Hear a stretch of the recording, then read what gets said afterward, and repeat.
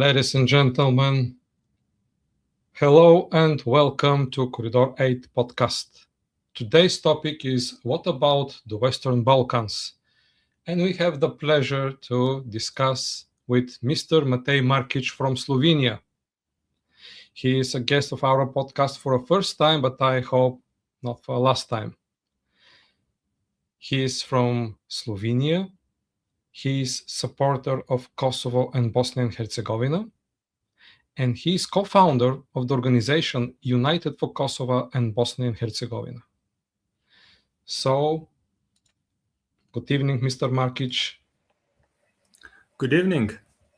It's our pleasure to have you on the podcast. And the pleasure is mine. Thank you very much for accepting our invitation. First of all, I would like to ask you about your organization, United for Bosnia and Herzegovina, and for Kosovo. Actually, it's written in your visit card below your name. So can you yes. introduce us to United for Kosovo and Bosnia and Herzegovina?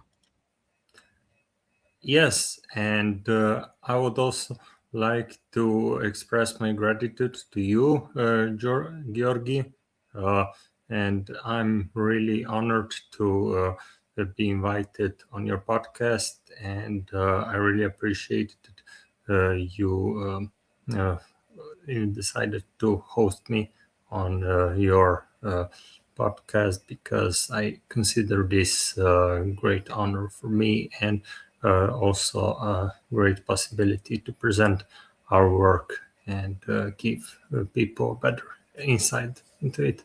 So, long story short, we founded this non-governmental organization in the end of 2023 in Brussels, when I got personally in contact with a colleague or a friend of mine. We are now friends. Her name is Federica, and we were both very interested in geopolitics, especially regarding the ongoing threats and the situation that is increasingly more alarming, not only in Ukraine, but also in the Western Balkans. And we got in contact with several like-minded people whom we knew from before, and we decided to get forward with this project and this organization. So our most important goal has been to advocate and raise awareness about the importance of both countries, Bosnia, Herzegovina, and the Republic of Kosovo, as accession to the European Union and NATO military alliance, because we believe that European Union and the European countries in general have acted too slowly and too hesitantly in the recent years, and have not used the moment to assert their power and to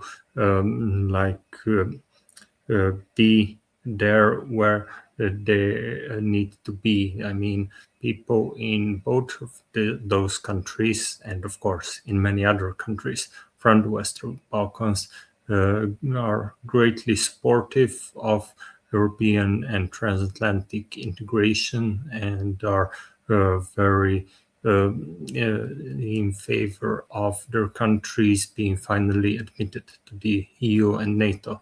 However, there have been an infinite number of bureaucratic procedures and things that were we all knew that were more like a burden and an obstacle than truly important to get them forward and get them to our European community in the fastest possible way.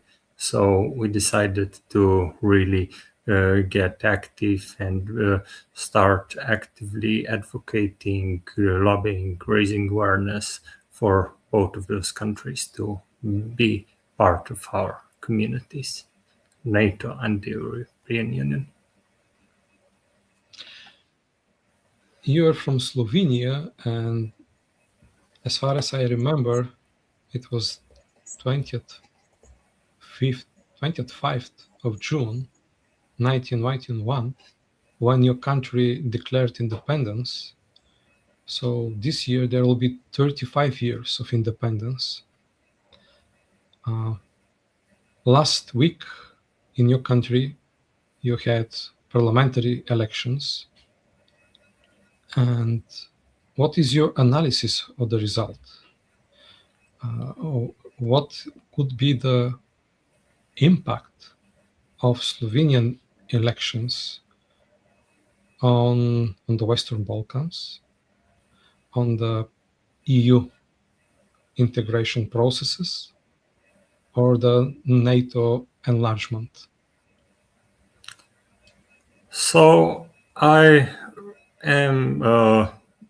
have to be honest and admit that as someone from non-governmental sector, I don't really like to get political, and I have to be neutral towards all the political parties and all the options that are presented to the voters, because it would not be really principled and fair if I expressed support for one or another.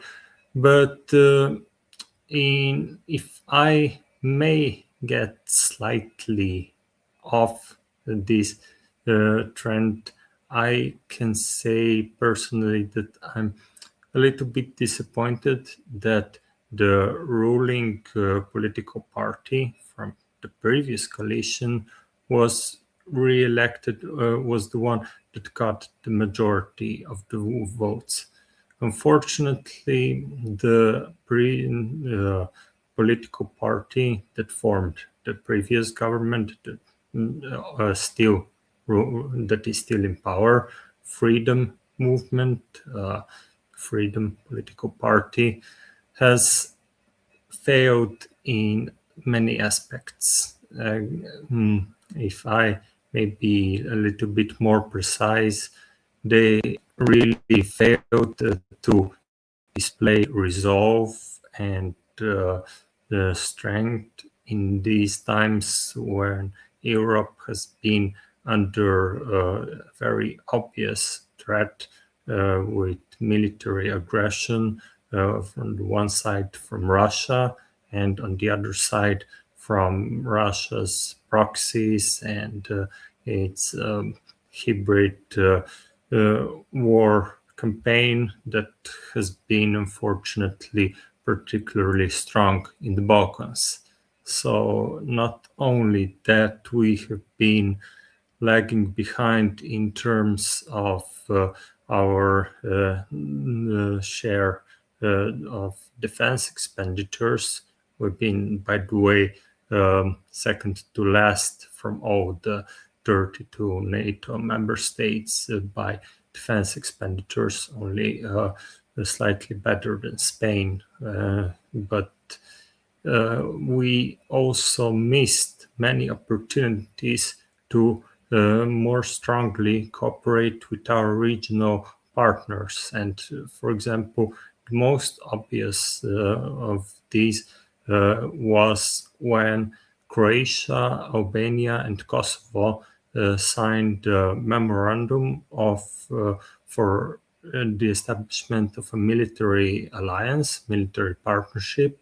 And this partnership, this alliance, has been, as if you ask me, or if you ask anyone else from the Western Balkans, it has been very successful for this year and a half since it has been it was funded. And I believe that the previous government made a huge mistake by not even displaying an interest to joining this alliance, or by failing to comply with our other obligations. For example, we've been at the bottom, as I said, of all the NATO members, but not only that, but we also almost had a referendum about our country's NATO membership. Can you imagine that? That was around half a year ago, and we were about to declare a referendum whether or not Slovenia should be still a NATO member state. Now, luckily, the thing was cancelled at the last minute, but even the announcement of such a referendum was definitely a public display that NATO alliance, and in particular European NATO member states, are not as strong, as united as they used to be, if some countries think like this. Unfortunately, the government that has been led by Freedom Movement political party made also several other mistakes, such as letting corruption unchecked. All the indicators like Corruption Perception Index and VDAM show that we failed several spots downwards in corruption, and unfortunately things are not getting better but worse, because a week before parliamentary election there was a scandal with a series of recordings coming out that revealed some of the most senior and most influential individuals from Slovenian politics openly discussing deals, and in a way that clearly revealed that they're suspectable for bribery, and that they would clearly be able to do many things under the table for proper money. So this was a clear revelation of misusement of public funds. So I personally think that such a government may not be appropriate to lead our country, but if the voters chose the way they did, I cannot say anything other than congratulations. Very nice explanation. Thank you for this. It's actually a proof that even in the European Union, we might have our problems with the level of accountability, democracy, corruption. So being members of the EU is not panacea, is not the solution. There are a lot of things that should be done in the process, during the process of EU accession and the years after that. It seems that being European and being in the democracy is an ongoing process of self-regulation and self-improvement. We have similar things in Bulgaria too. But still, being members of the EU is a very big success, because still we have some rules, principles, criteria for good governance. And even if our governments are not fully dedicated to morality in politics, they should follow in a certain way these rules. So it's better be in the EU. But if you look at the Western Balkans, if we look at the map with the countries which were not so lucky in the last 3 decades to join the EU for very, very different reasons, various reasons. In your opinion, what are the main obstacles for these countries to integrate in the European Union? What are the main obstacles for the European integration of the Western Balkans? So, in my opinion, there are definitely quite many reasons why integration of Western Balkan countries has been so slow and still not completed.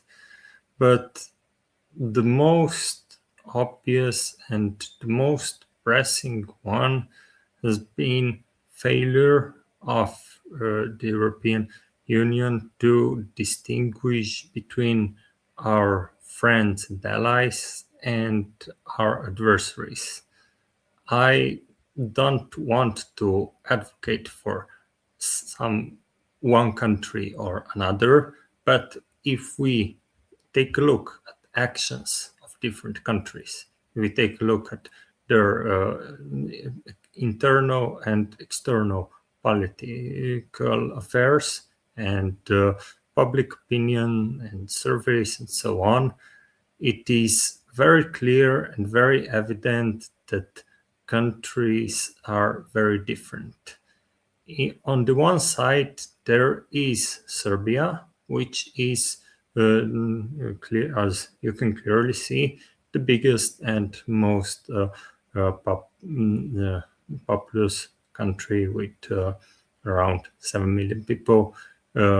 And unfortunately, in Serbia, public opinion has been extremely unfavorable, negative towards not only European integration, but also towards America, towards NATO, and at the same time, logically very pro-Russian. So it is no secret that Serbia served as some kind of a hub for Russia's hybrid war that has been very clearly reviewed in several publications. For example, in BRIN, Balkan Research Investigation News, I think. And the most shocking example of that was when Romanian and Moldovan mercenaries and some Russians trained with military gear and weaponry in secluded locations in forests and remote fields in Serbia and Serbian part of Bosnia, Republika Srpska, with the attempt to disrupt elections in Moldova in order to prevent Maja Sandu from winning re-election. So this was the most shocking and alarming case of how Russia is still cooperating with Serbia, and Serbia not only allows this, but authorities from Serbia are in the line with Russia, and Alexander Vučić, Serbian president, was, I think that besides Robert Fico, he was the only head of state from any European country that traveled to Moscow to military parade. I mean, not even Viktor Orban did this. So I believe that when European Union tries to appease Serbia and Serbian government with Vučić in power by any means necessary, including by suggesting that Serbia can be accepted in the EU without recognizing Kosovo, we are doing a huge mistake, and we are throwing our friends and allies under the bus. You must understand that, on the other hand, countries like Kosovo, Albania, Bosnia, Montenegro, Macedonia are very pro-European and very pro-American. They are very keen. People have proven this on one survey of public opinion after another, that they're very keen of joining European Union and NATO as well. However, these countries have been time and again dismissed, should I say, thrown under the bus because of constant pressure from Serbia and by extension from Russia. To appease Belgrade's interests in the region. Unfortunately, European politicians have failed to display resolve and courage to say, enough, we're going to stick with our friends and allies and those whom we truly support and those who also support us. And they have been played by both Belgrade as well as Moscow. So I think that the most pressing factor has been this, how should I say, attempt to appease Belgrade and Moscow at the expense of our friends and allies, like all the other countries, pretty much, Kosovo, Albania, Macedonia, Bosnia. And this is something that European Union, a union of 27 strong countries, a union that has organized the bureaucratic political infrastructure and huge economic power, should not do. This should be unacceptable, and the European Union should show strength and not appeasement. But unfortunately, this is where we are. You mentioned the influence of Belgrade and Moscow. So, what do you say about the concepts of Serbian world, Srpski svet, and Russian world, Ruski mir, in this regard? What is the role of these two concepts in preventing Western Balkans from their integration to the EU?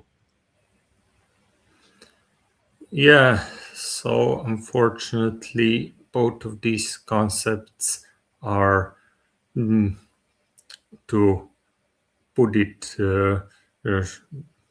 simply, forms of modern day colonialism, and they are very well alive, even though they should be thrown at the ash heap of history, as Ronald Reagan used to say. And I mean, both of these terms, Serbian word, Srpski svet in Serbian, and Russian word, Ruski mir, are meant to extend influence either subtly or in a subtle, like soft way, or in a hard way, like Russia has done first in Belarus and Georgia in 2008, and now is doing in Ukraine. Now, we saw that scenario in the 1990s in the Balkans when Serbia under Slobodan Milosevic waged wars against Slovenia, Croatia, Bosnia, and Kosovo. And I think that back then we had much more strength and much more clear vision who our friends and allies are. Yes, unfortunately, also back then it took long, but we finally threw our support behind people of Kosovo, whom NATO supported by intervening in 1999.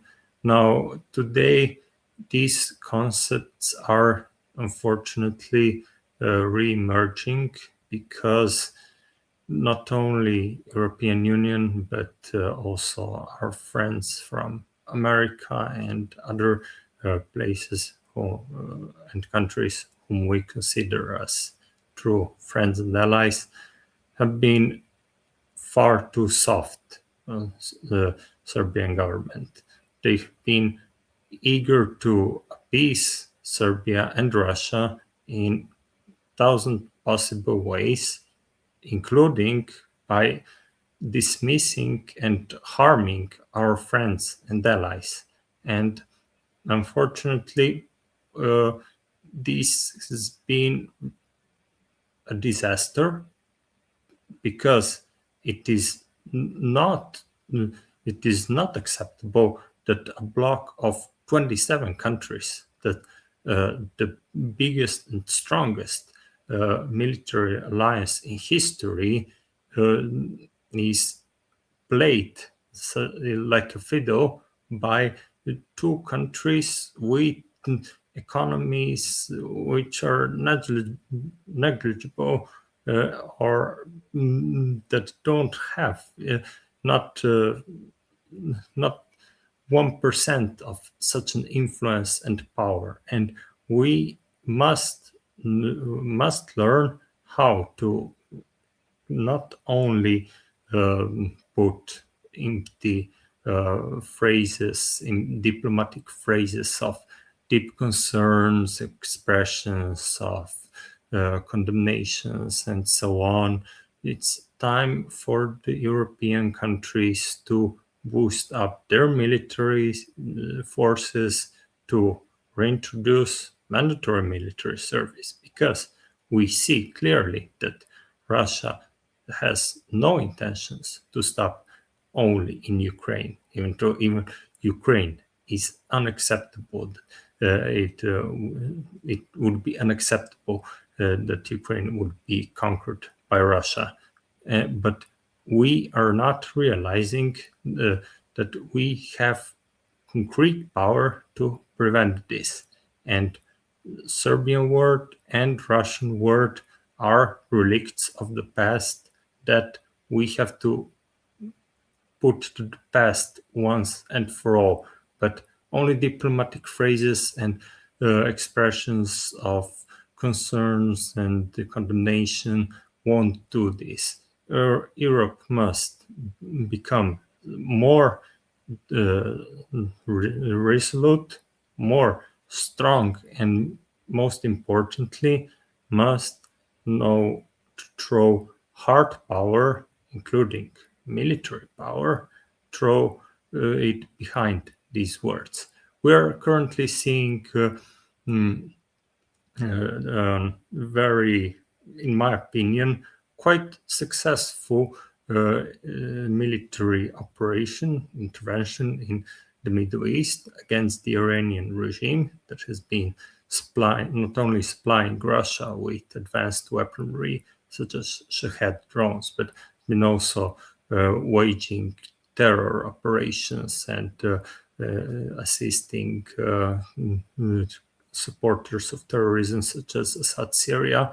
We are now seeing that Ukraine, which is a country that has been bombed by Russia on a daily basis, that has been going through the most bloody and most lethal war in Europe since the end of the Second World War II, Ukraine has managed to send more than 200 soldiers and experts for air combat, for anti-drone tactics to the Middle East to help our American and Israeli friends to counter Iranian threat. So if a country that is not a member of NATO, that is not a European Union member, that has been in a state of war, that has suffered occupation, that has suffered one swarm of drones after another, and doesn't have, I think that Ukraine has the second lowest or the lowest GDP per capita in Europe. If Ukraine has been able to assist in such a concrete way, why 27 countries of the European Union can't do anything? It is not a problem that they can do. The problem is they're not willing to do, and we must change this.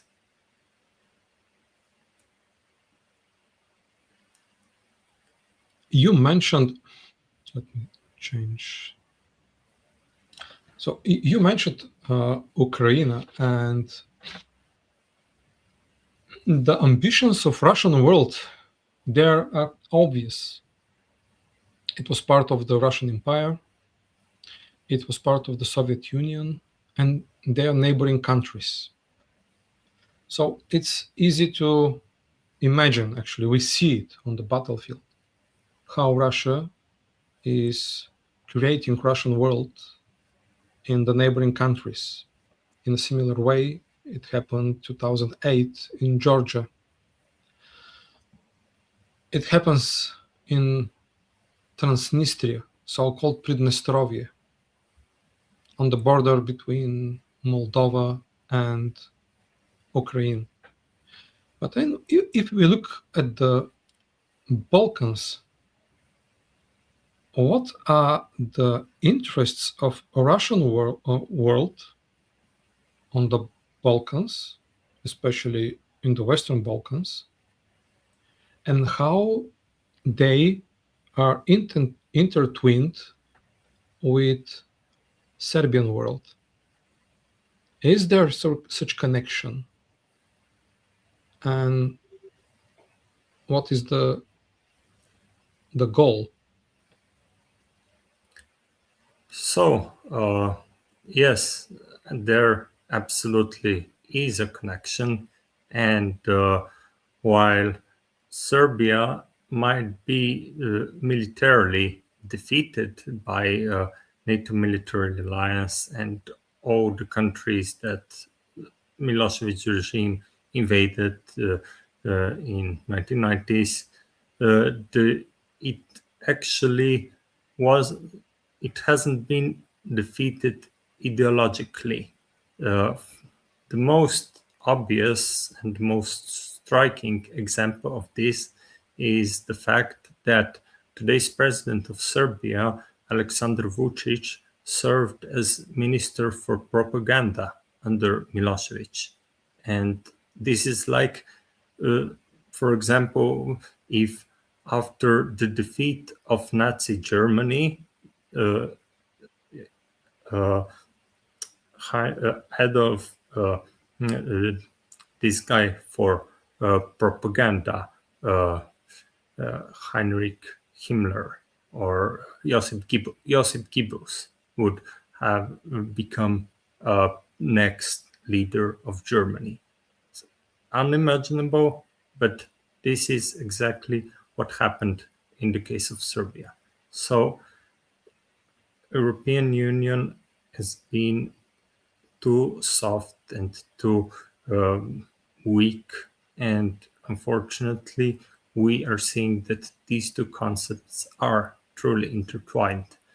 So Serbia may have lost wars, was defeated in Slovenia, in Croatia, in Bosnia, and lastly in Kosovo, but the ideology was not defeated. The ideology was never destroyed, and the concept of the Serbian word was never dealt with. It was actually just swept under the carpet, and it remained very much alive, because unfortunately, when NATO intervened in 1999, they didn't set as a condition for Serbia to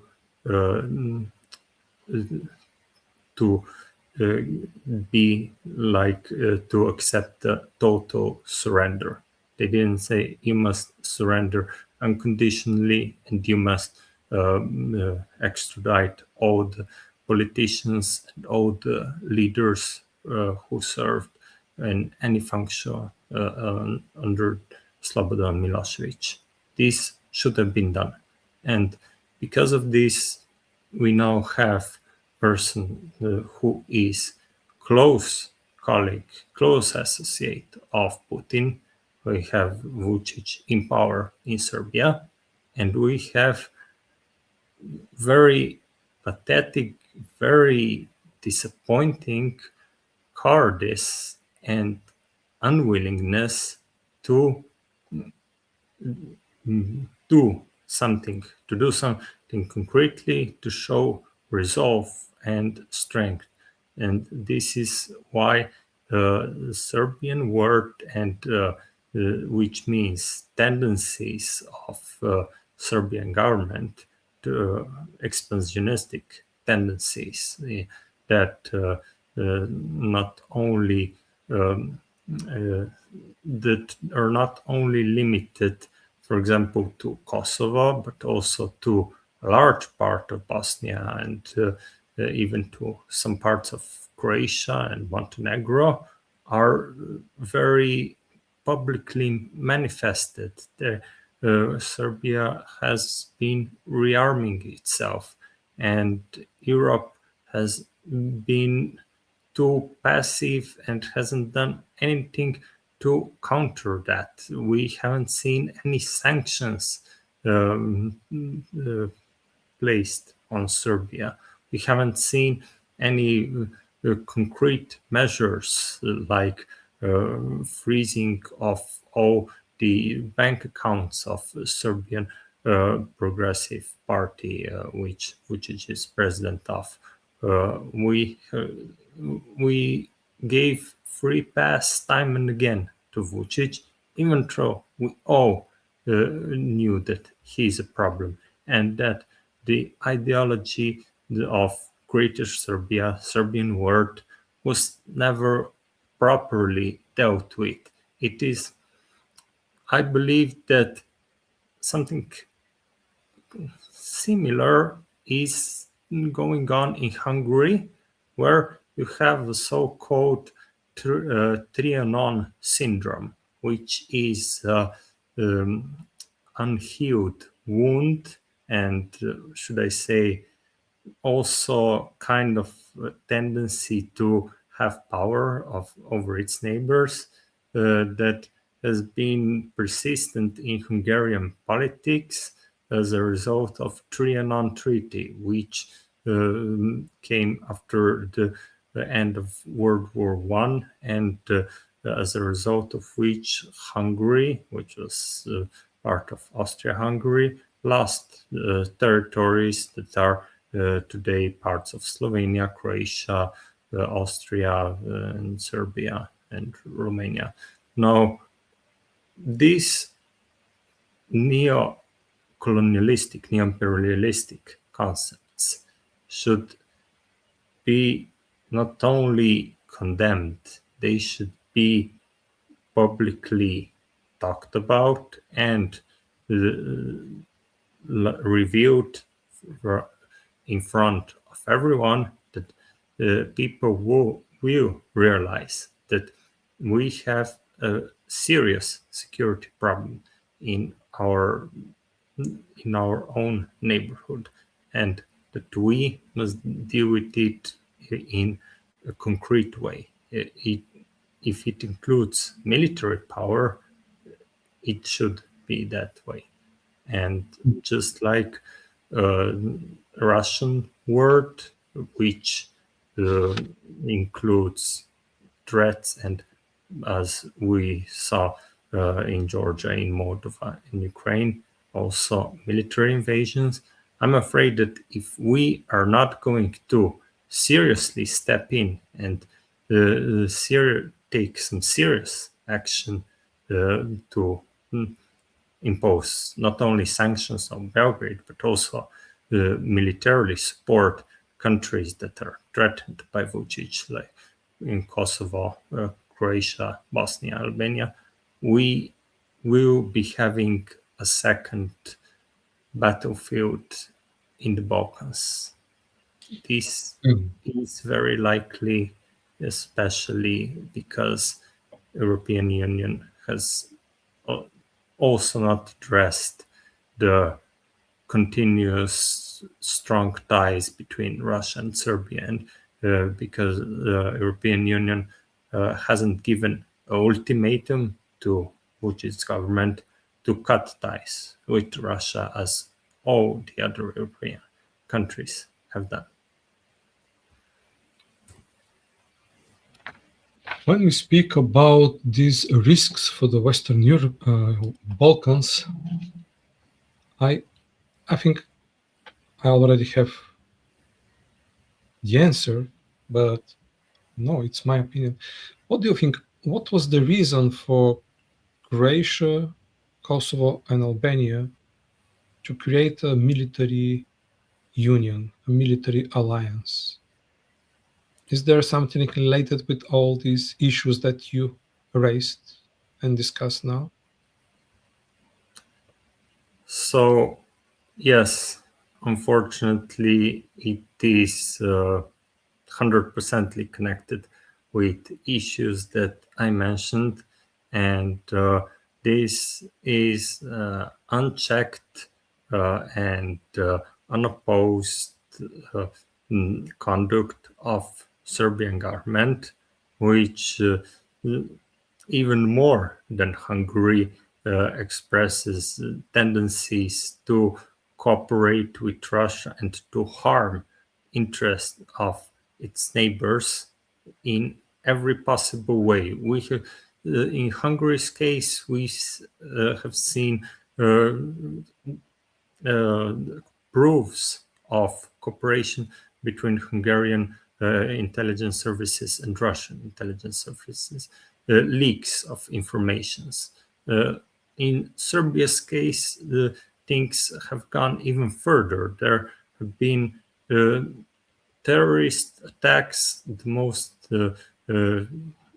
obvious, the most notorious one was in Banjska, in Kosovo, in September in 2023, when a paramilitary group led by a person, Mila Radojcic, conducted an armed assault on a unit of Kosovo police force, and one person was murdered.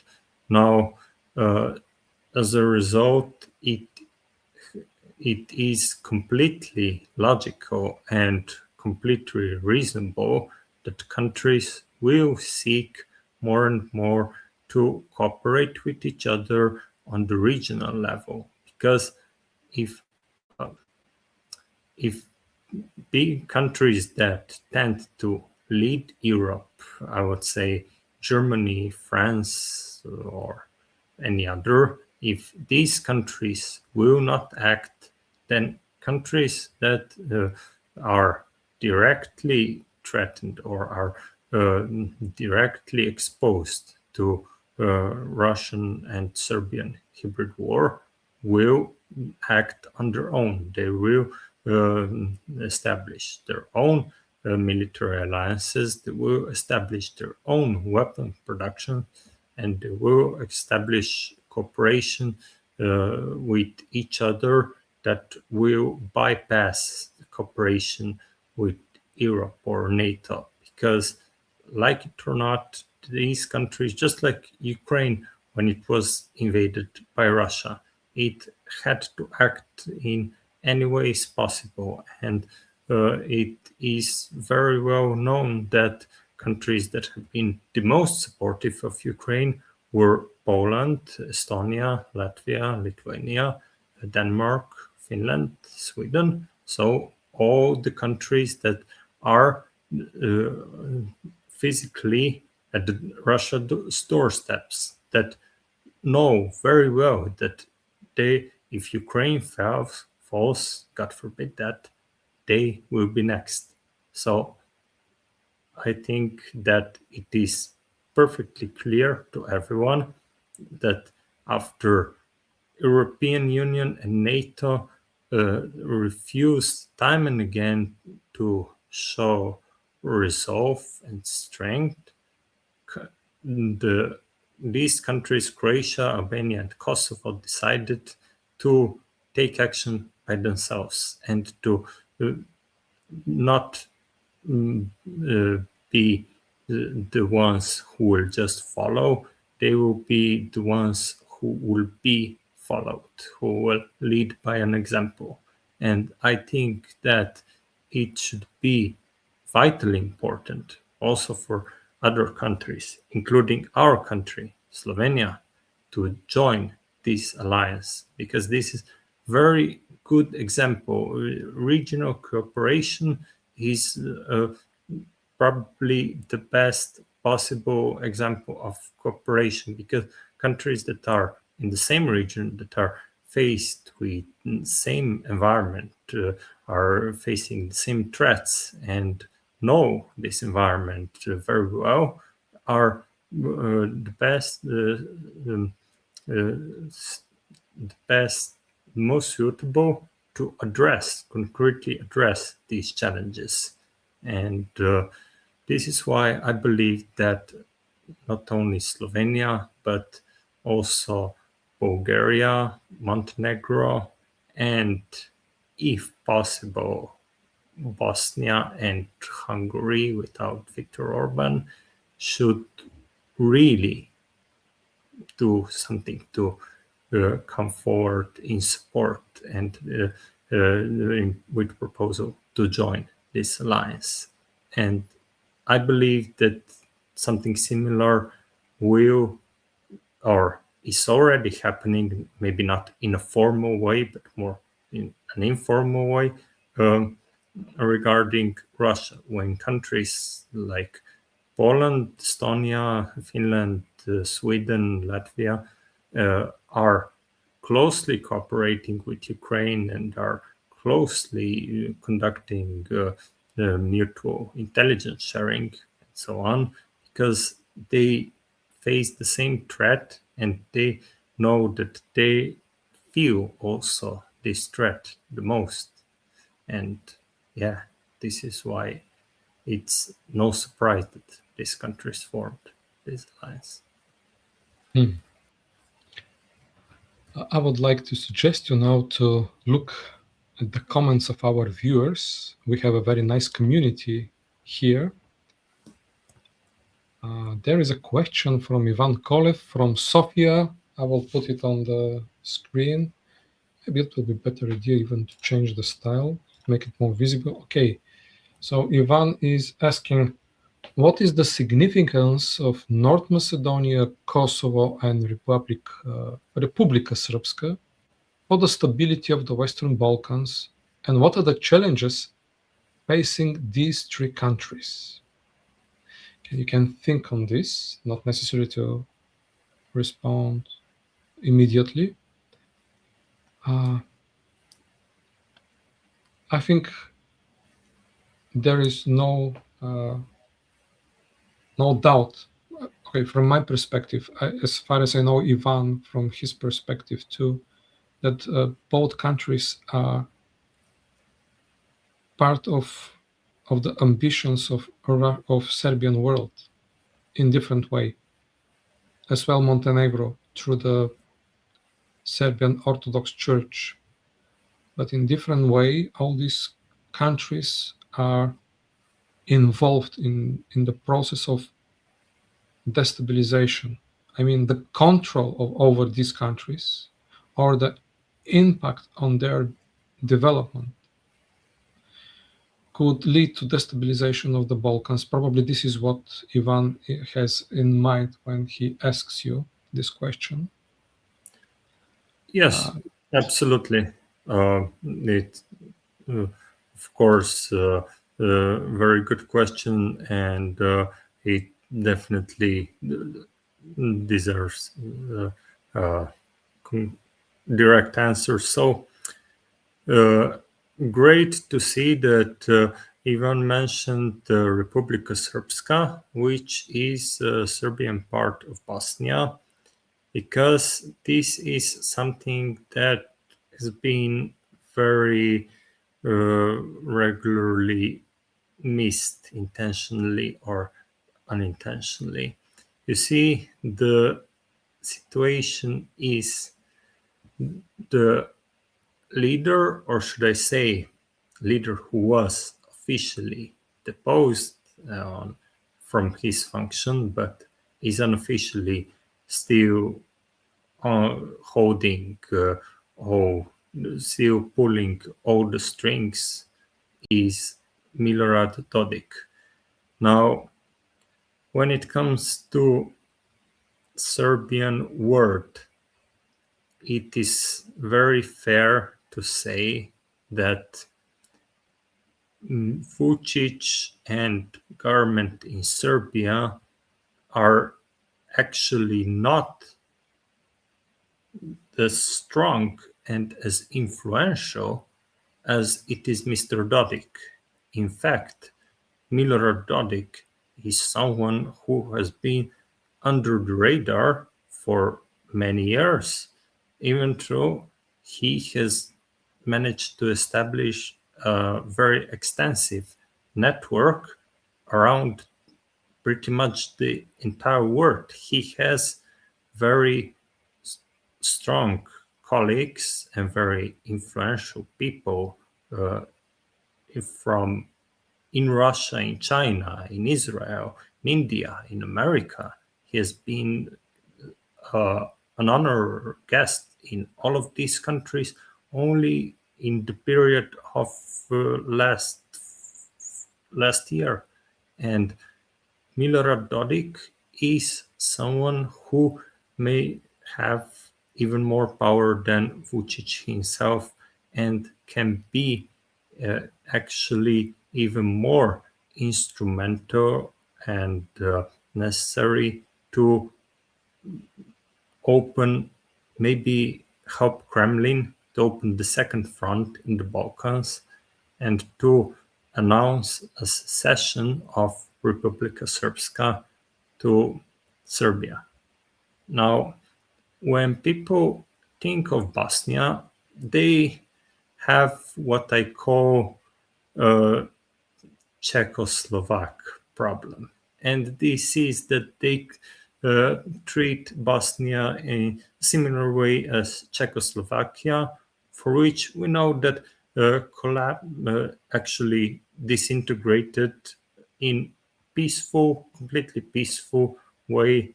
The dissolution of Czechoslovakia was after the fall of communism, and it dissolved Czechia and Slovakia, and everything went smooth, and as a result of both Bosnia and Czechia and Slovakia being in a similar environment, this is post-communist part of Europe, Central, Eastern, Southeastern Europe, and being both ruled by communist regimes, people tend to apply same logic on Bosnia. That so what if they decide to secede, and Croats and Bosniaks alike? So what? They should. It would be everything like in the case of Czechoslovakia. No big deal. Unfortunately, this is far from true. The problem is that here comes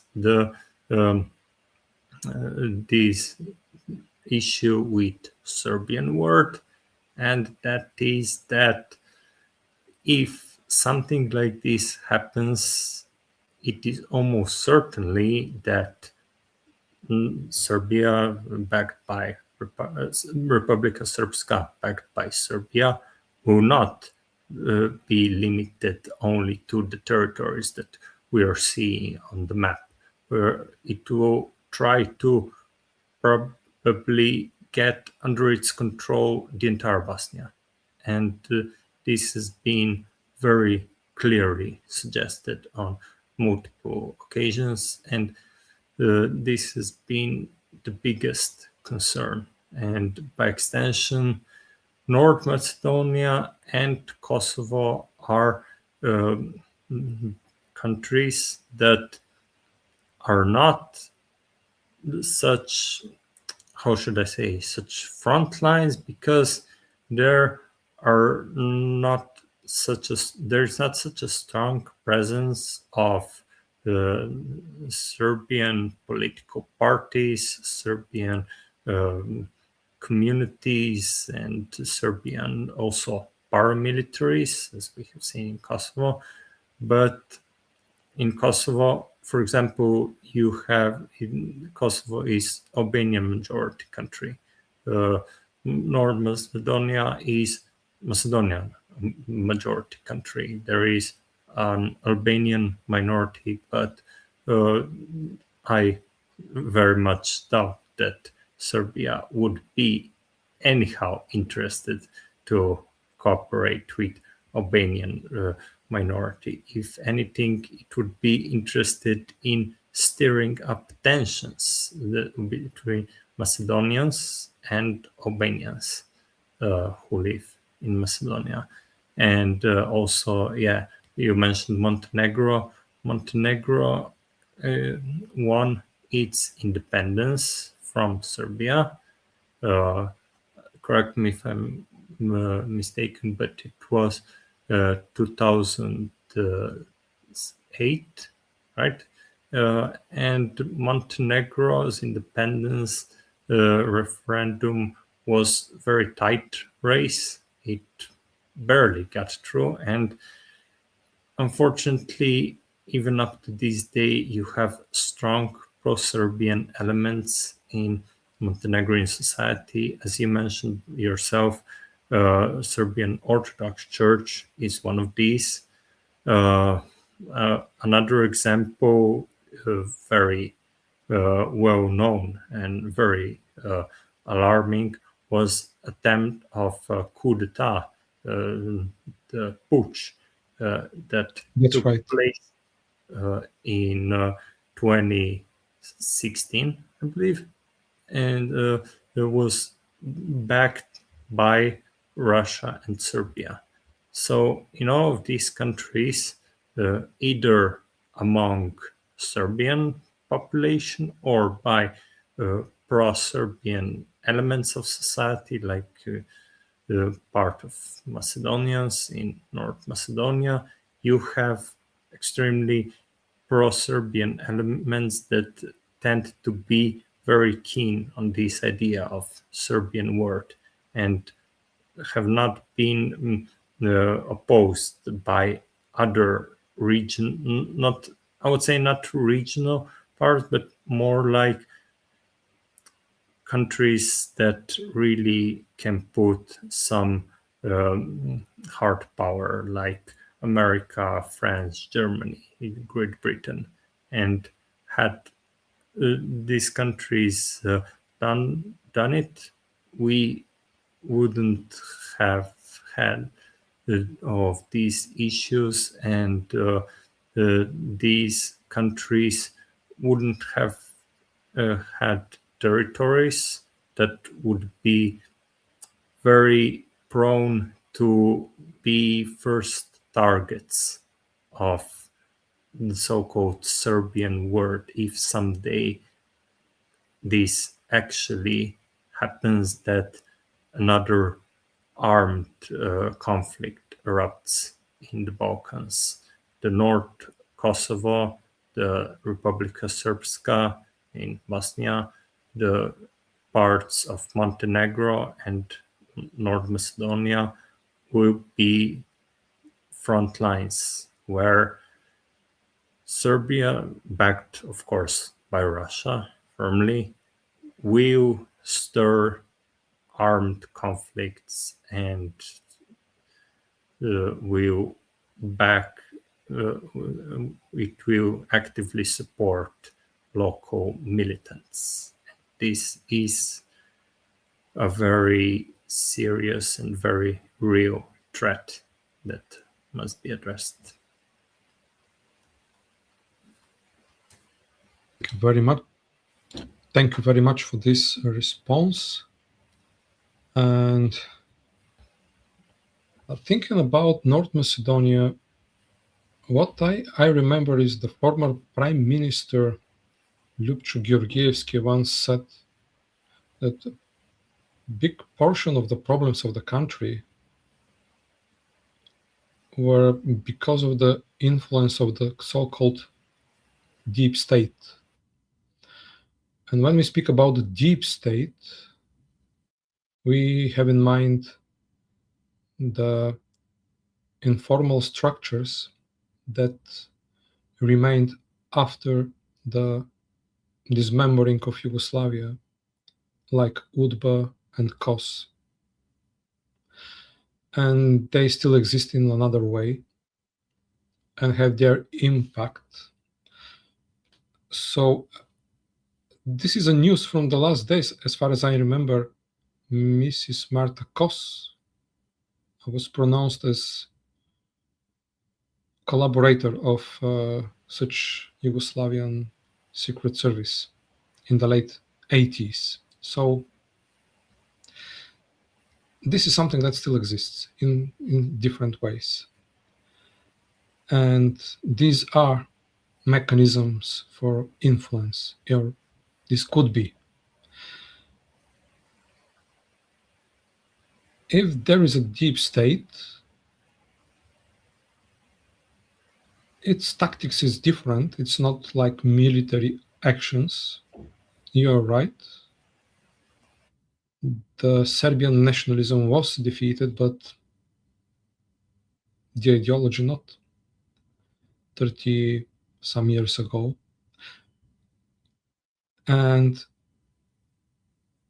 some of the tactics that are used are related to the so-called hybrid war. In Bulgaria, we are subject of similar hybrid tactics from Russia.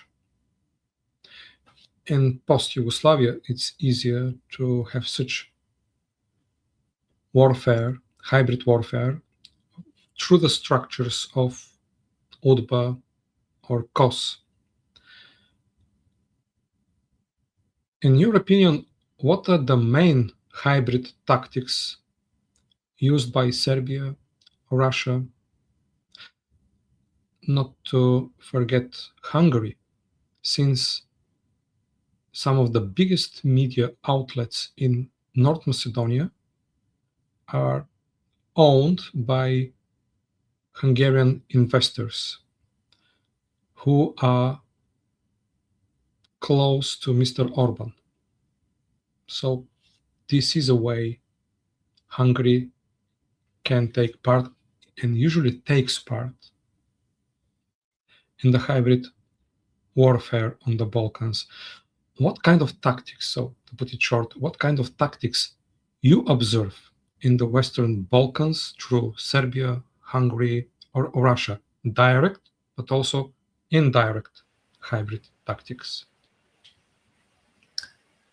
Yeah, this is very good question, and definitely deserves attention. So some of the most notorious and most alarming tactics are influence on the elections and meddling in the elections. We saw this on the Romanian election, where Mr. Georgescu, if I don't know if it's spelled or correctly. Georgescu, I'm not sure. Yeah, probably one of them.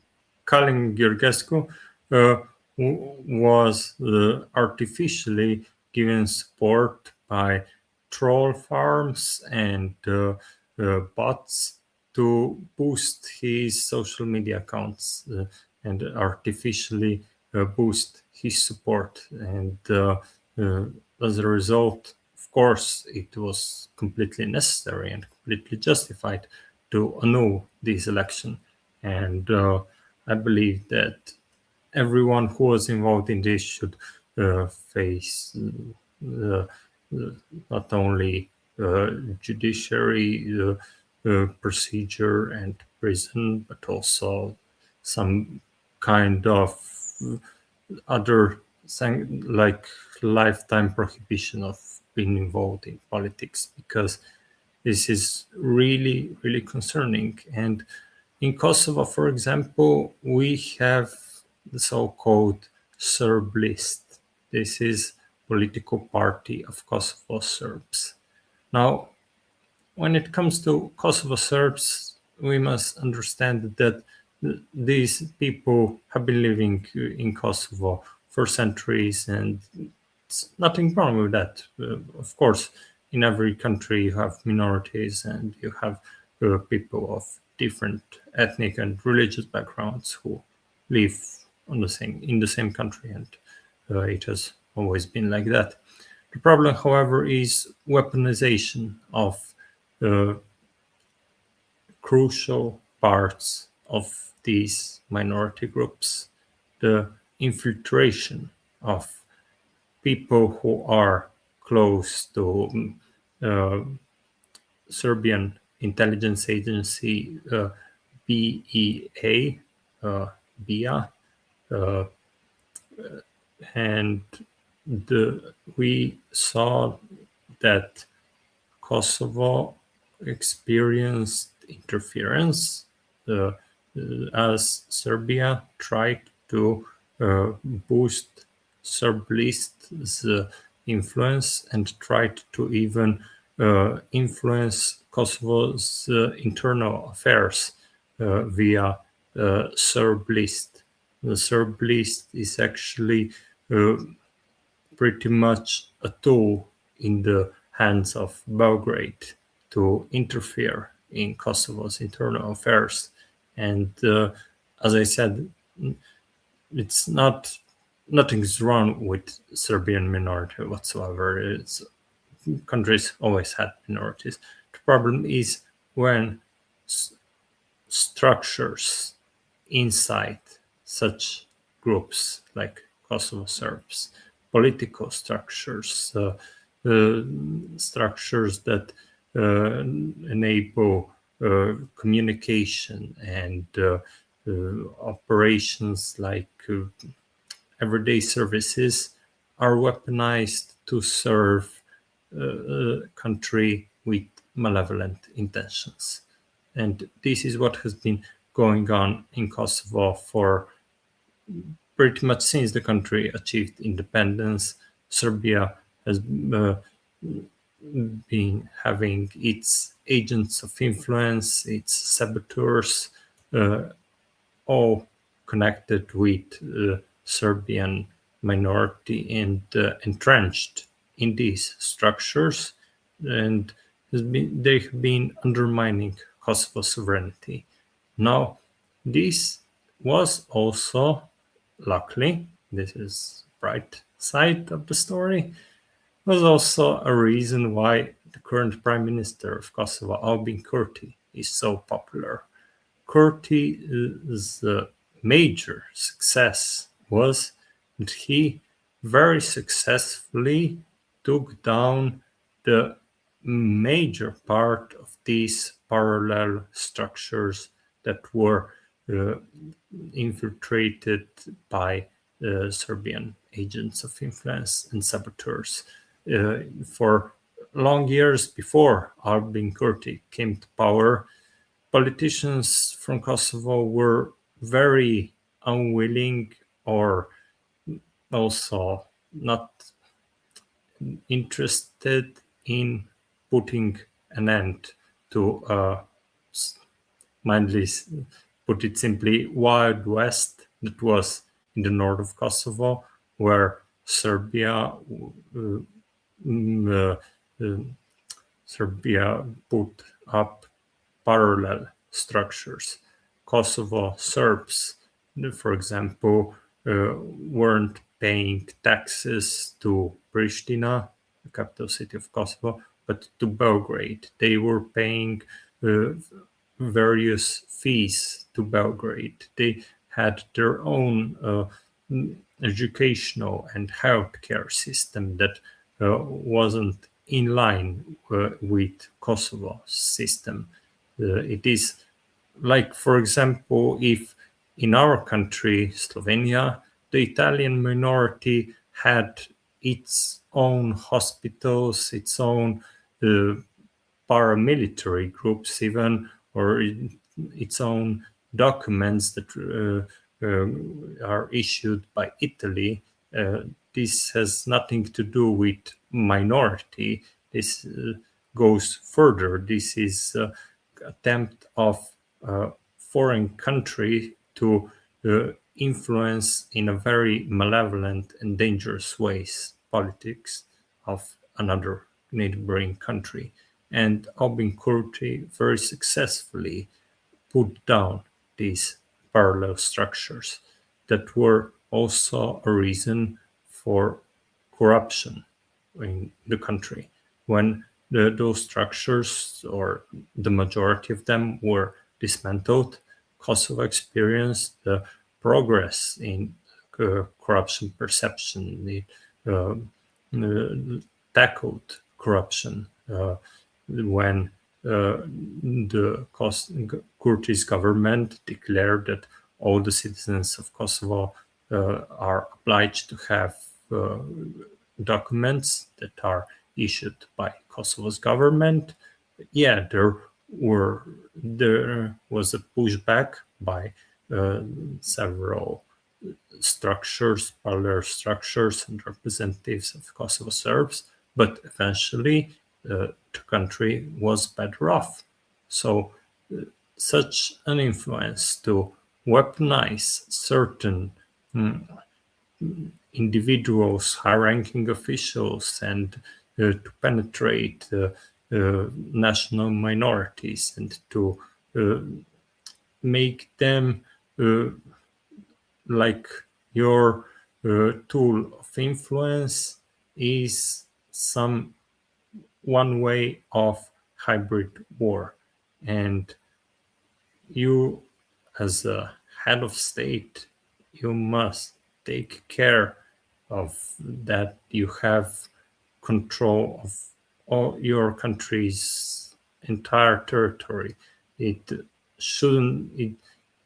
You can't imagine probably that Romania would exercise power over some territories that are just around the border with Bulgaria.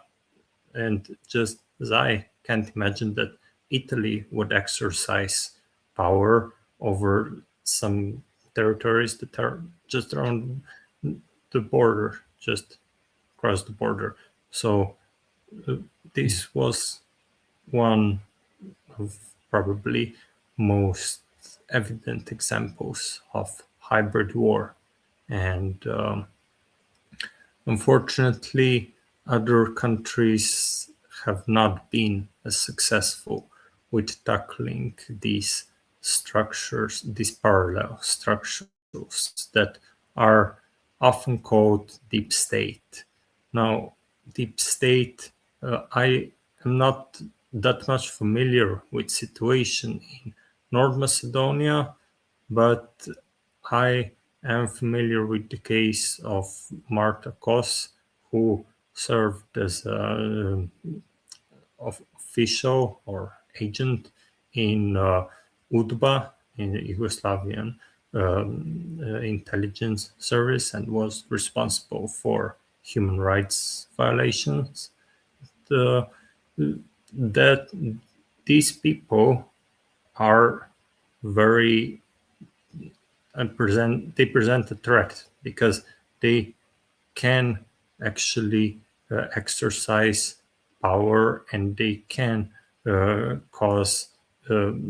they can disrupt democratic processes, and they can disrupt our democracies and our credibility and unity. And this is why some call it deep state, some call it parallel structures, but these are actually some kind of structures or authorities that are not under the central government, and that are pose a serious threat to the government to try undermine it from the inside. And yeah, if other countries won't do homework like Kosovo did under Albin Kurti, by the way, in Kosovo we saw a hybrid war also being manifested in different ways, including attacks of militant groups and influence, propaganda, and manipulation with media,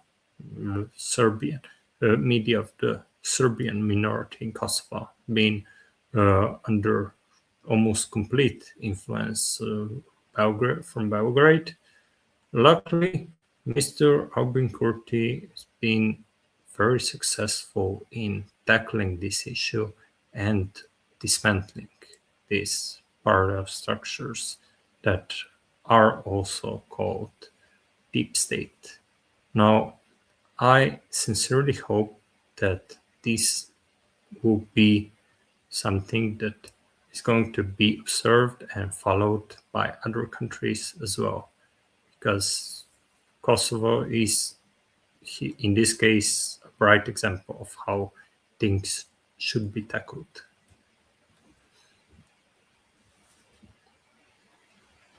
Thank you for this answer.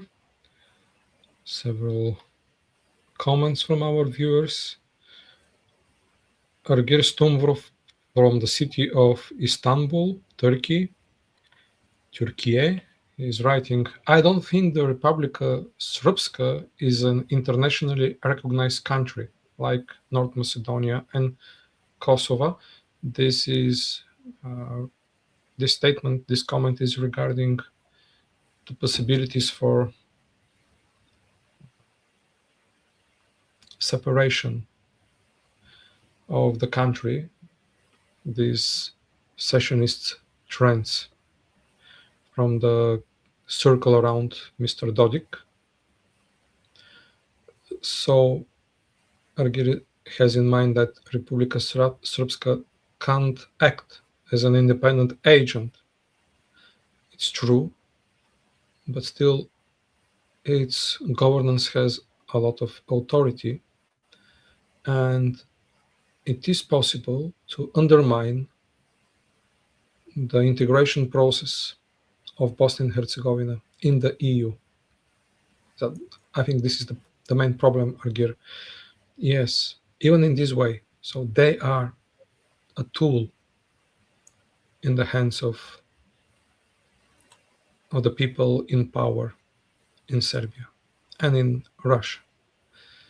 Mr. Markic, do you have a comment on this? Yes, of course. That is a very wise and very good comment. And I fully agree with this, and it is also completely correct statement. Republika Srpska is not a country, it's a part of Federation of Bosnia and Herzegovina. However, the problem is that international law may be something, but the reality on the ground is something else. You see, as I previously mentioned, that Mr. Dodik has not been on his position officially anymore, even because the Constitutional Court of Bosnia and Herzegovina discovered that he acted against the country's constitution, and he was legally removed from his position. He is officially no longer president of Republika Srpska. However, this is officially. Situation on the ground is unfortunately completely different, and on the ground in Republika Srpska itself, Dodik has de facto power. He pulls all the strings.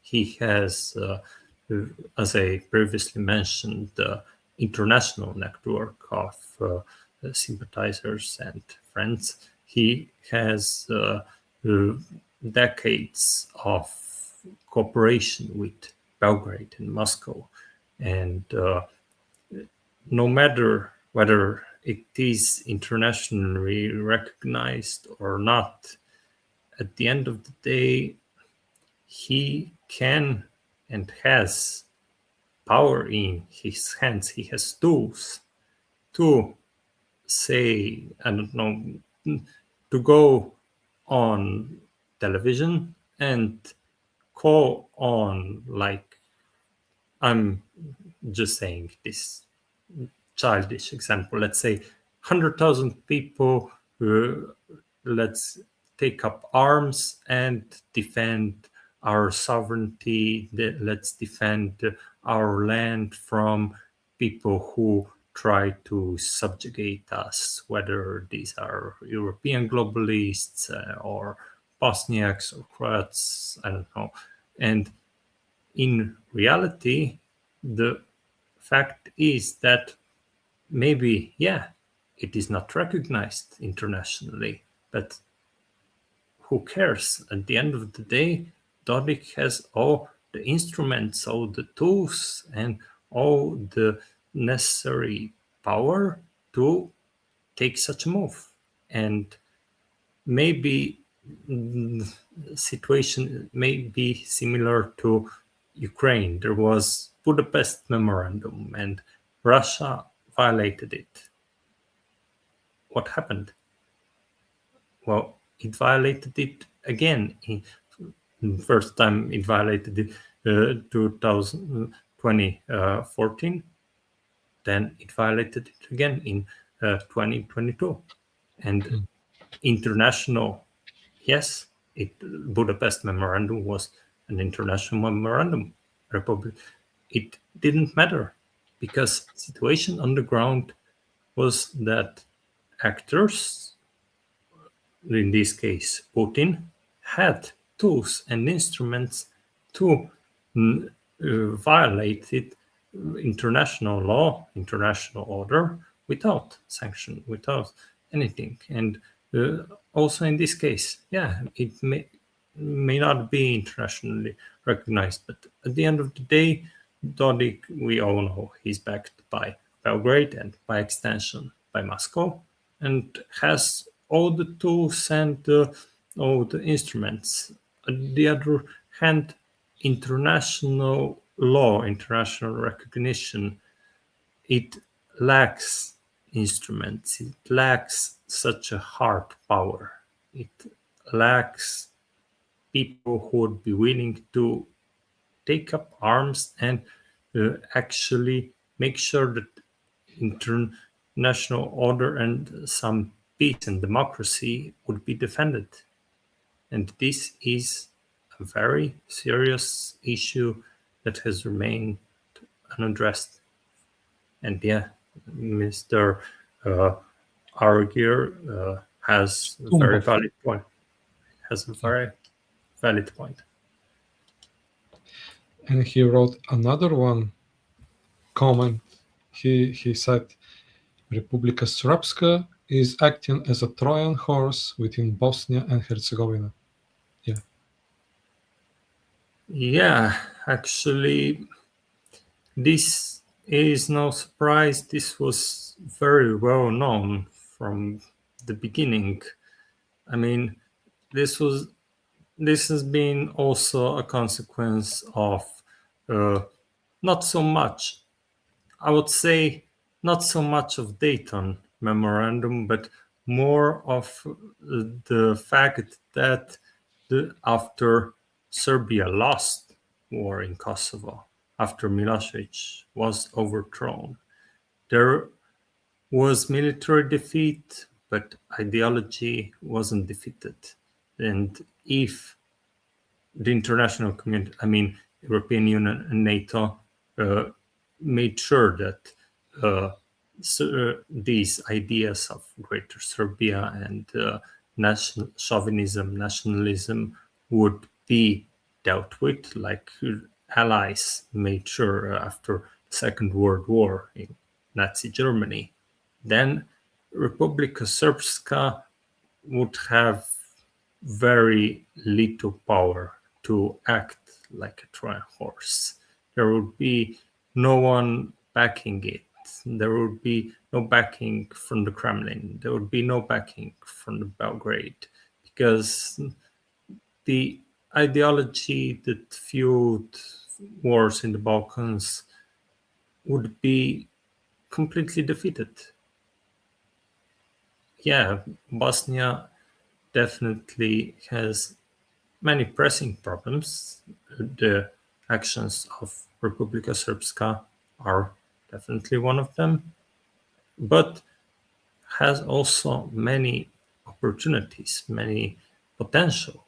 I see much potential in this country. And unfortunately, that we miss the opportunity to unleash this potential and to enable Republika Srpska to remain exactly as he said, as a Trojan horse, when Serbian word was not ideologically defeated like Nazism after the Second World War.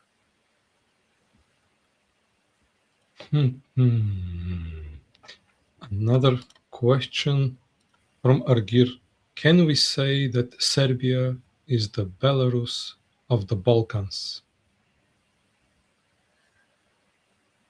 Interesting question. Yes, indeed. Interesting question. I would say not really, because if you watch things in Belarus going on for the last decade, you would see the trend of the country being pretty much engulfed by Russia. Like literally, there are Russian troops, Russian mercenaries controlling the country. Lukashenko, the president of Belarus, might be a president on paper, but he's a puppet. He has no hard power, like I previously mentioned with Milorad Dodik. He, without green light from the Kremlin, he cannot call his country's military and say, let's go to invade Ukraine together with Russia. And on the other hand, Serbia has several advantages. It has much more developed civil society. I mean, in Belarus, Alexander Lukashenko has been in power since the collapse of the Soviet Union, and there has been no one except for him. No one. Even in Russia, you may remember that for a short period of time there was Dmitry Medvedev. He was, of course, only a puppet of Putin, but at least on the paper there was someone else. But in Belarus, there was nothing like this. Lukashenko has been ruling uninterruptedly for almost 40 years. And Serbia, by contrast, it had Milosevic.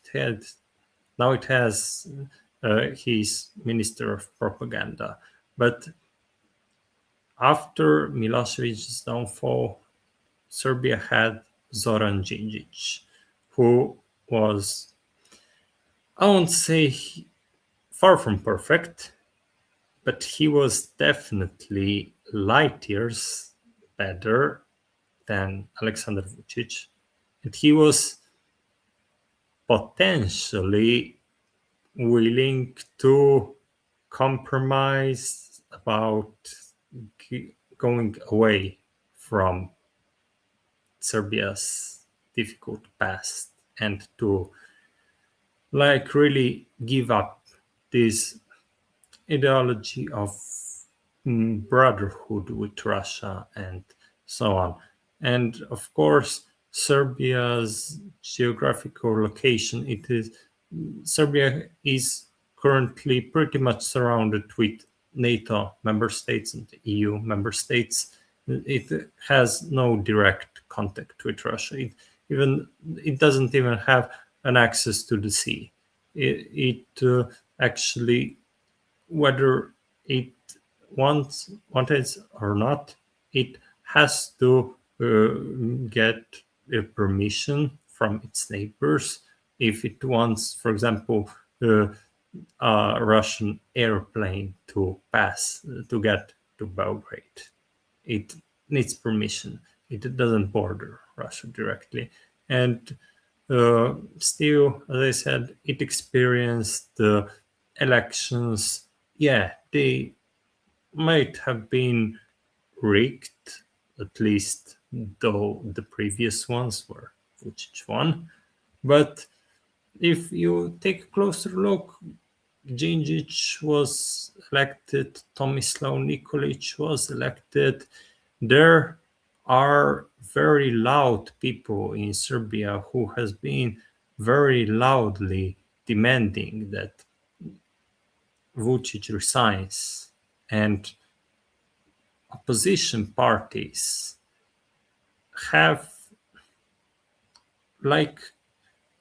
elections are not so rigged like in Belarus. In Belarus, we have more than 1,000 political prisoners. Right?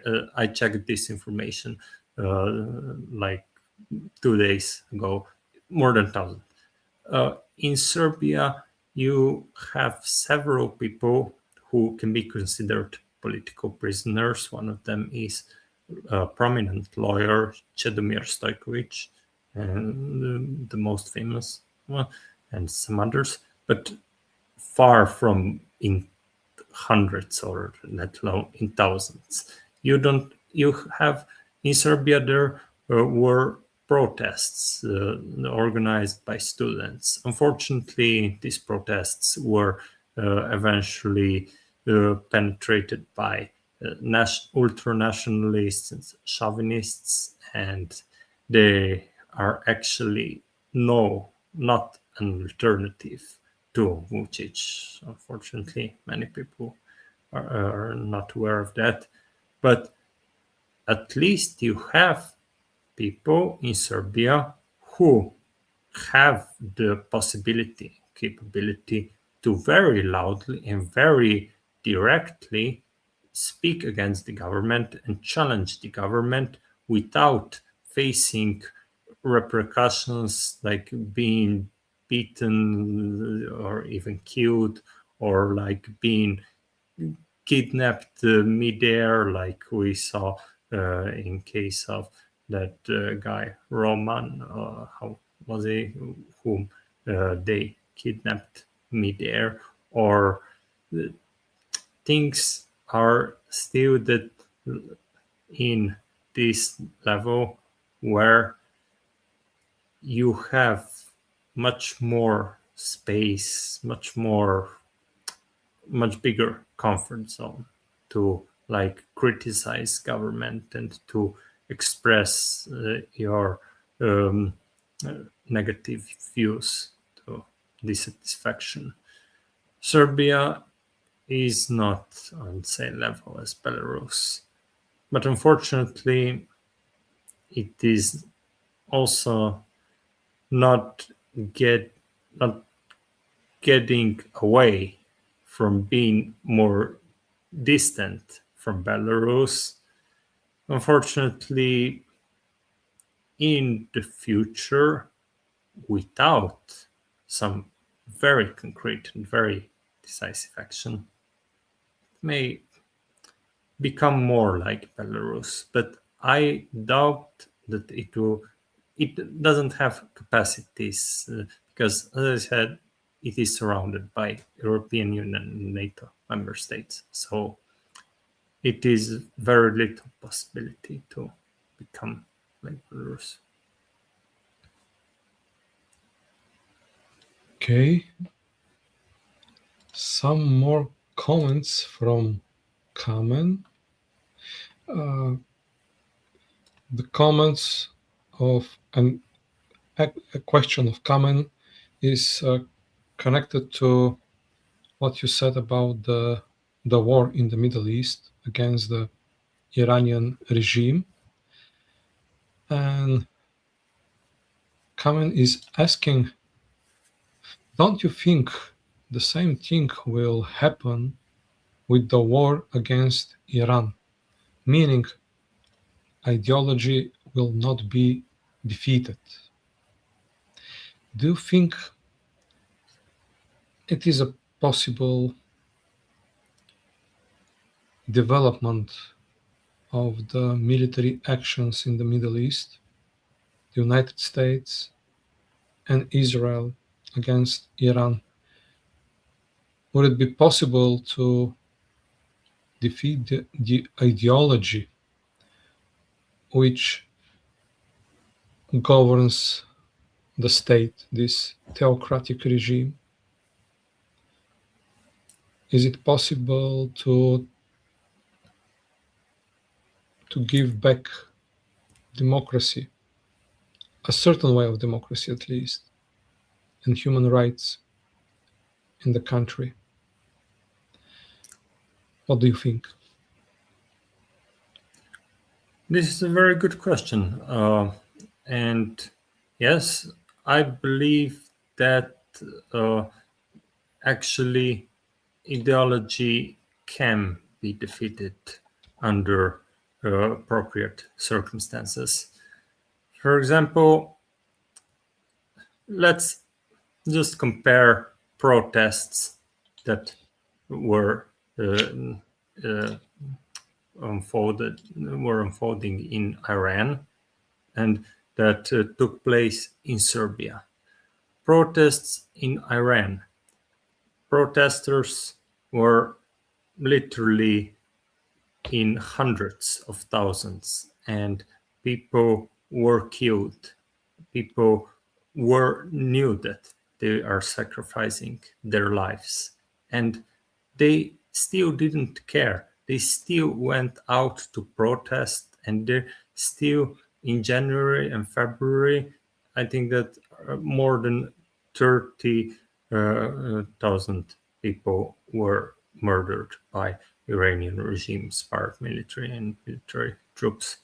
In Serbia, people who are protesting, not only that they're not demanding some openness or liberty or freedom, they're actually demanding that Serbia completely distance itself from European Union aspiration, from joining European Union. They demand that Serbia even more actively assists Russia in its invasion of Ukraine. They demand that their people in Iran were marching under the banners Women, Life, Freedom. People in Serbia are marching under banners No Surrender, Nema predaje. This is a slogan that has been calling for another war and occupation of Kosovo.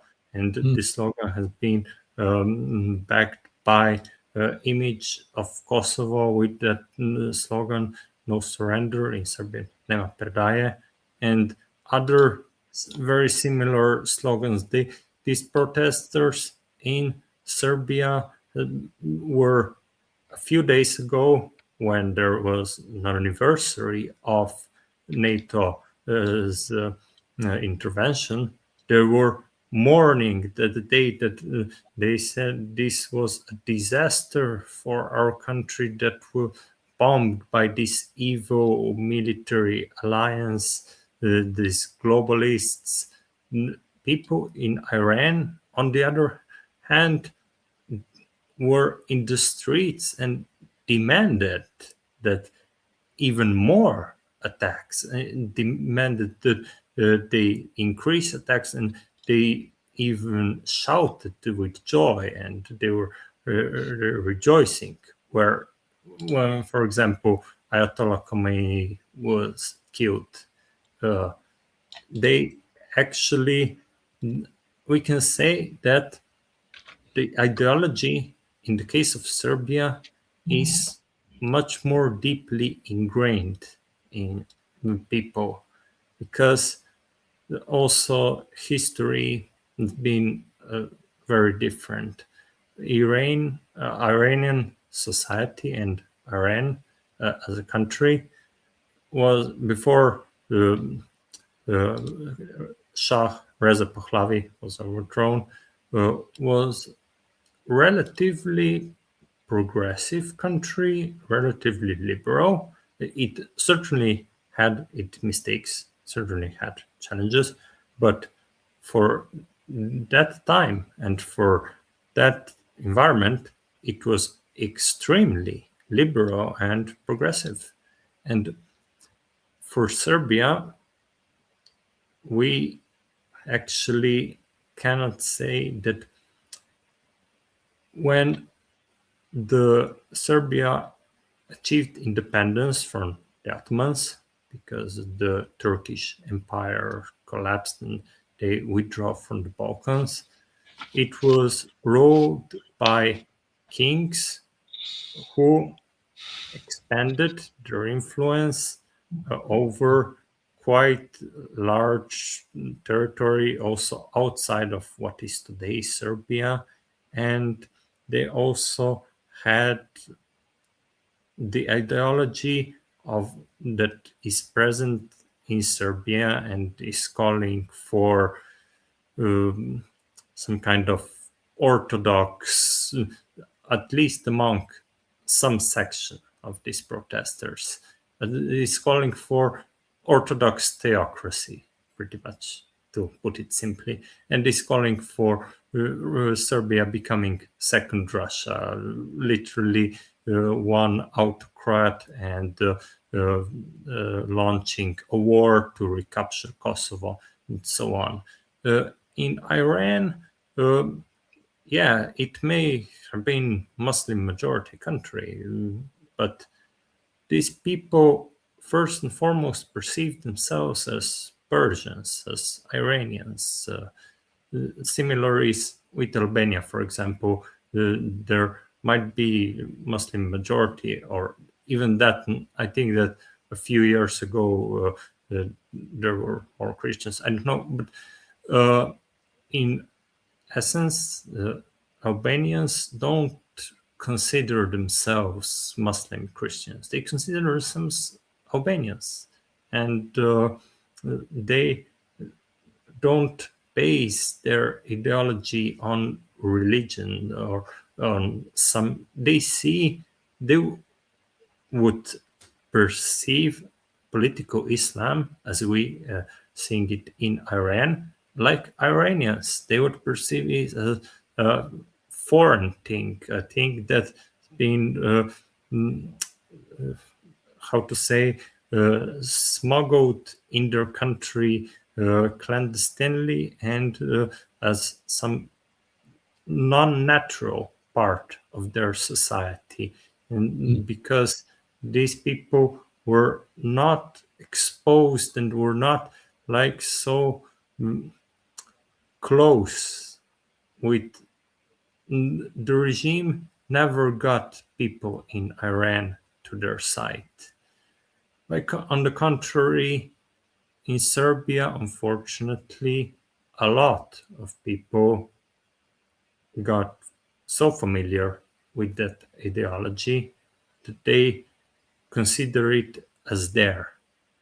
People consider this idea that Kosovo is heart of Serbia and that Serbia and Russia are brothers. They consider these as, at least, I won't say not the entire Serbian society, but a far larger percentage that the percentage of Iranian people who consider this Islamic theocracy to be their system. People in Iran they perceive this political Islam as foreign, as something that they have nothing to do with. They sincerely want to get away from it, and they're willing to even sacrifice their lives for it. In Serbia, not exactly. This change will need to happen, that people will perceive this ideology of Kosovo being heart of Serbia, or that Russia and Serbia have been brothers for the entire history.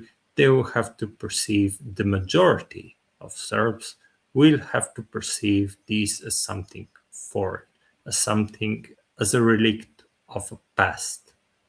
And this is actually a factor that we have not so much influence over it. But today we can still do at least a little bit about it. For example, the very good first step would be to show people of Serbia what would truly mean to be immortal brothers with Russia, to cut European aid. And if that happens, I'm sure that most of these people who perceive Russia as their eternal brothers and perceive Kosovo as heart of Serbia will discover that this is terrible, for being brothers with Russia. As people in Iran, the person who asked this question probably remembers that the Iranians overthrew Shah in a massive protest, nationwide protests. And they learned the hard way that this Islamists' theocracy is not what they wanted. It is something foreign. They were not looking for this, and they are doing everything possible to get rid of this. And if, for example, European Union cut all the aid to Serbia, cut all the financial support, if Serbia gets excluded from SWIFT and said, okay, no problem, you can be brothers with Russia, we give you all the freedom, I believe that the vast majority of Serbs will realize how very foreign and how very devastating this mindset and the ideology is. And since we discussed Iran in relation to the question of Kamen, I would invite you to look again to Iran, but also to look to the northeast of the Balkans, to the battlefield in Ukraine. Now there one war in Ukraine, another in Iran. and the United States under Donald Trump have very different approach compared to the approach of the previous Joe Biden's administration. So the EU had to engage more actively in support of the Ukrainian people and the Ukrainian war. On the other hand, the Americans looked again at the Middle East together with the Israelis. And now it appears that the Balkans are between two military conflicts. In this situation, what is your opinion about the chances these conflicts to reignite the old Balkan powder keg and some of the frozen conflicts that we mentioned to become hot, like in Republika Srpska, northern Kosovo? Is there a way for the states in the region and for the political leaders to preserve the peace here, while from the northeast and the southeast there are wars?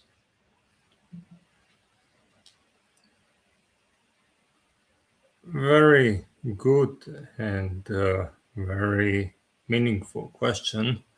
And I can say something that may not be very popular opinion, but I will say it anyway. I believe that European countries needed some very hard kick in their head to wake up, because as we saw, European countries were very passive and very willing to appease and to appease Russia and Iran and Serbia, while at the same time naively thinking that they will benefit from trade and that these regimes will democratize by themselves and that wars are forever end. Now, I'm not a fan of Donald Trump, but I believe that he has been very right all the way when he said that Europeans urgently need to to step up and to really start taking their security and their military seriously. Now, some countries in Europe are doing excellent job. We have Poland, which is about to spend 5% and aims to spend even more. We have Estonia, which is also spending close to 5%. We have Croatia, likewise. We have Greece, Lithuania. But then on the other end, we have countries like Spain that barely got to 2%. We have countries that are exploiting their status as neutrals because they refuse to contribute to our common safety and security. Examples are Ireland, Switzerland, Austria, and unfortunately we also have countries such as our country, Slovenia, which, as I said in the beginning, is, despite being a member of NATO, is doing far from enough and is lagging behind terribly. And these countries urgently needed some kick in the butt to wake them up and to tell them now enough, stop talking and start walking. I mean, there is still a mentality that Europe can enjoy many luxuries, many benefits of easy life, and simply pretend or believe that these wars and conflicts will go away. But this won't happen. And I'm very glad that Trump pressed harder on European countries, as I mentioned before, not on Poland or Estonia, but on others, to really ramp up to military expenditures, their defense expenditures, their military production, and so on. Now, in this case, I believe that eventually European countries will open their eyes sooner or later. They will have to open their eyes and realize that we live in a world which is but war, where war is not some relict of history, but it's very well present in the world. And I believe that these countries in the Balkans have already found it out, and they have been ramping up their military forces and boosting their expenditures for defense, which is why I believe that they are getting very adequately prepared for possible outbreak of wars in Iran and in Ukraine, that they will be very well prepared if it comes to this, that if these wars would have a spillover to the Balkans. What I'm seeing is a very good and a very meaningful potential in all the countries of former communist bloc, in all the countries from the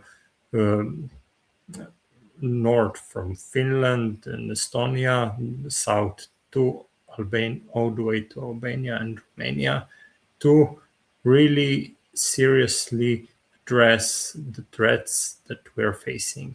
And if this happens, if the wars in Ukraine and Iran in one way or another affect countries in the Balkans, I think that these countries are getting very well prepared to achieve this. And by extension, I believe that countries from Western Europe, like Germany or France, will be the ones who will follow, that they will see, wow, I mean, Ukraine is doing something very, very useful and very meaningful when they're not even defending their own skies, but they're even helping now. Yes. In Iran, where they are actively assisting with all the technology. Okay. Do you have some more time, or maybe about 10 minutes more? Do you think will be okay? 10 minutes? Yeah, 5 to 10 minutes. Okay. Since we discussed the situation on the Balkans, and Ivan Stoev is asking, do you believe that Serbia can change in short to medium term? This is probably the last of our viewers' questions. In the context of what we see and what you said. Yes, I still believe that, as I said, there is a very meaningful and not so small part of Serbian society that is looking to the West. And I believe that especially this may be a crucial part. If European Union, if NATO and Western countries that enjoy support amongst the more pro-European, pro-Western part of Serbian society decide to stop talking and start walking, if they really impose sanctions on Alexander Vucic's regime and his government, if they say no more cooperation until you cut ties with Russia, no more cooperation until you resign or like that, then Serbia has very good chances to change. In other case, if international community remains passive, if it continues to appease Vucic, this change will be much more difficult and very hardly to happen in short to medium term.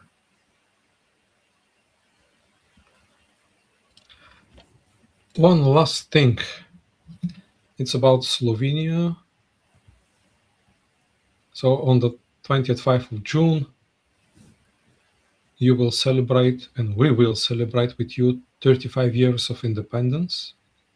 There was a 10-day war, and there were victims, people who died, soldiers, but also civilians. Among the foreign citizens who died were several Bulgarian truck drivers who were on the way of the Yugoslavian army. Unfortunately, Yugoslavia, or the descendants of Yugoslavia, never apologized to Bulgaria or to the families of the people who died. But still, let's put this aside. After 35 years of independence, what is your opinion about the relationship between Slovenia and Bulgaria, and especially in the recent years when we are both EU members and NATO members? And what we could do as states, but also like ordinary citizens, to improve these relations? Yes, this is a great question. And on a side note, I must admit that Bulgaria is a country which I kind of admire, and I always found very interesting everything that is connected with Bulgaria history and politics. And I believe that Bulgaria has much of a potential, and Bulgarian people are absolutely amazing. I mean, I had a possibility to came in contact with many Bulgarians, and I always found Bulgarians amazing people.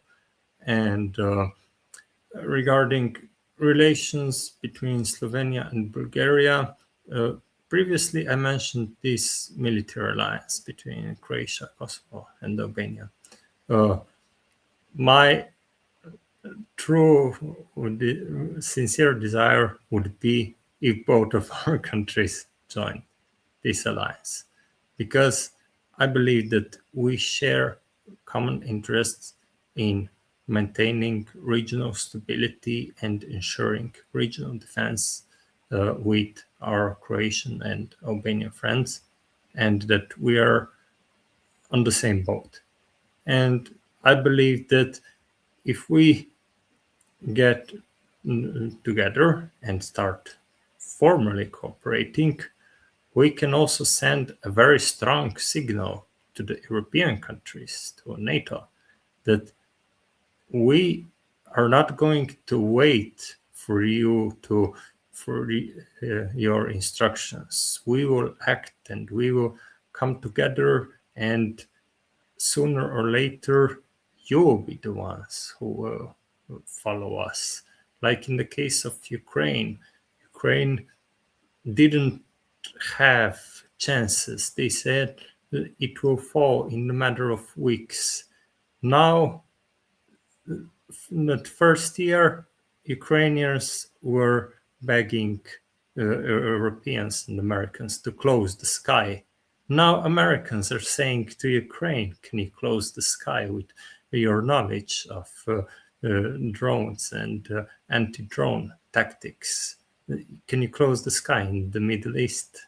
So eventually they realized that Ukraine made a huge progress by being alone and by doing the hard work, and that they actually should have think about supporting Ukraine, because they have huge potential if they are supported appropriately. And we can also benefit from this potential. We have concrete results. We have concrete knowledge about how to counter Russia.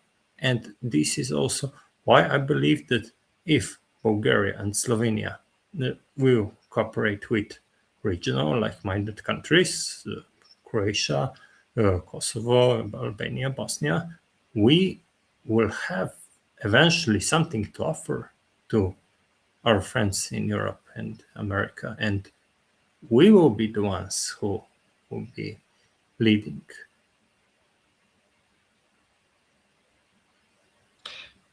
Mr. Matej Markič, it was a real pleasure to talk to you today. Thank you very much for your detailed answers to my questions, to the questions of our viewers. It was a really valuable experience, and I would like to have you again on the podcast in future. Let's continue our Balkan discussions. Let's discuss politics, history, Bulgarian politics, Slovenian politics or history, and let's discuss and find solutions for the future of our big, broad region. Once again, it was a real pleasure, and you're always welcome on Corridor 8 podcast. Dear Georgi, thank you very much. The pleasure is mine, and it was an honor for me to be your guest. I really appreciated discussing with you and answering all these interesting questions and debating, and I'm really grateful for your invitation. And also, I'm looking forward to cooperate with you in any way, one way or another, even further. Thank you very much, my friend. Dear friends, this was Corridor 8. What about the Western Balkans with Matej Markič from Slovenia?